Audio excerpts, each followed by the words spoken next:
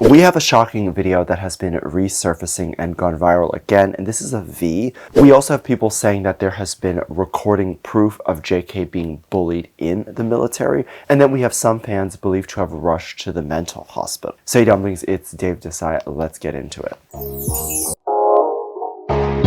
I think it's very interesting because oftentimes when I'm reading content within the community or I'm just looking for things of what people are saying, I tend to find that there is a large majority of people who either lean on one side or the other. For example, there are a lot of people who believe that JK would never go solo or would never have a solo career.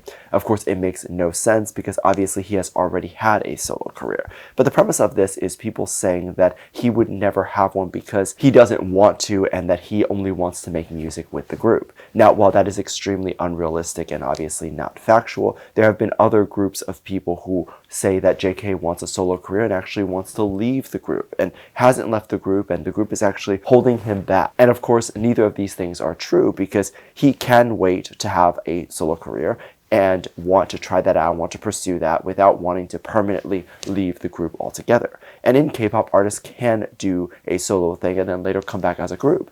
Other things that I think people don't think about is sometimes when a piece of content is specifically made just for one person to sing and you really want to release that content because you like the art that's in it, you might just go ahead and do that, even if it's not typically what you may want to do, i.e. being in a group. And I was reading comments of people saying that if JK left the group, everyone would rush to the mental hospital due to how obsessed they are over the idea of him either wanting to be in the group or not wanting to be in the group. And this is obviously true, I think, because a lot of people are very deeply invested in this idea, and whatever he chooses to do, there's going to be a lot of people who are upset about it.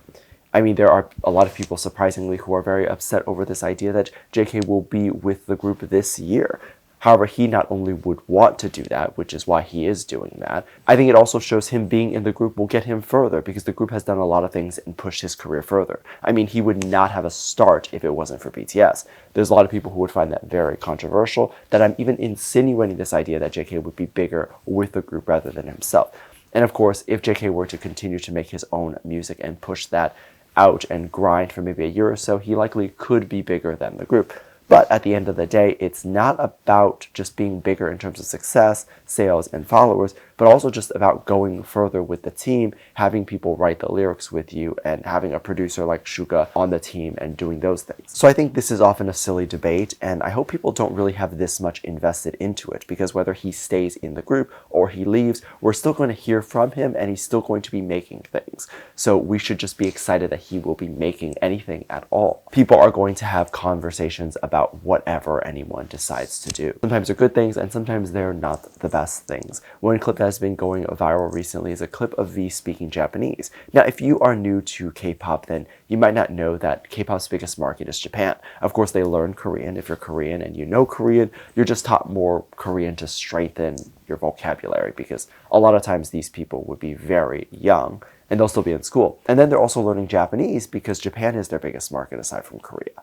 And then nowadays they're taught English too, because they figure that those artists are probably going to want to debut in America. However, while you can learn a language, it is a completely different thing, and it is completely up to the artist's own discretion to be able to speak that language very fluently. So the BTS boys can be taught Japanese. It doesn't mean that every single one of them speaks Japanese very well. And I can understand some of them have mentioned their Japanese isn't very good. Now, V was someone who was taught Japanese, and he ended up speaking Japanese in the interview, and you can tell that he was very fluent. I mean, he was chatting kind of very openly, and he was just not really thinking about the words. They were just kind of coming to him. And he was so confident in his ability to speak Japanese that when the interviewer complimented his Japanese, V decided to answer, "I know, it's good." And that's not even like a cocky or an arrogant thing. That's like me saying, "I think my English is good." When you know it and you know it's good, there's no way to deny it. I mean, he would almost be lying and it would be inauthentic if he were to say it's bad. But nonetheless, he's obviously not Japanese, so this is definitely shocking, and people love to see things like this. They love seeing people learn new languages or learning languages that they wouldn't normally know. And it also gives hope for people because learning languages is very hard. There is the way that the school teaches people how to learn languages versus the way that maybe actually would get people to learn more languages very quickly. I've learned a few languages. I speak 4 languages, and my advice on learning how to speak languages quickly and how to pick it up faster is just learn the basic conversational words, things that people would say on the day-to-day, then building your vocabulary from there.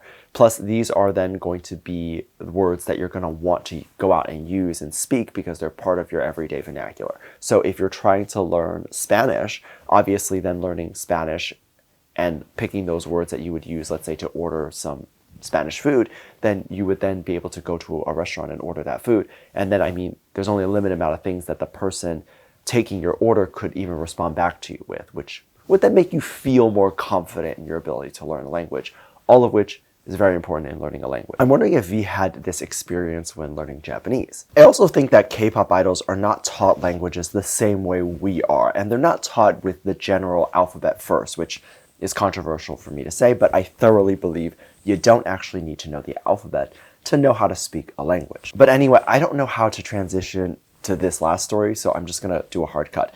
JK was believed to be bullied in the military. This is interesting because this was a rumor that was going around for a long time.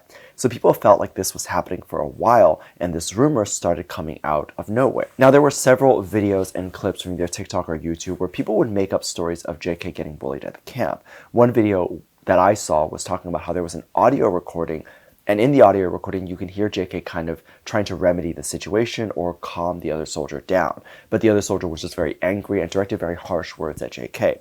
And that this led into some sort of physical altercation, because this is the type of stuff that was being said in the audio recording. Now, when listening to these kinds of things or trying to take in this information and see what's real and what's fake, you need to understand the landscape of the world right now, and you need to understand what is possible.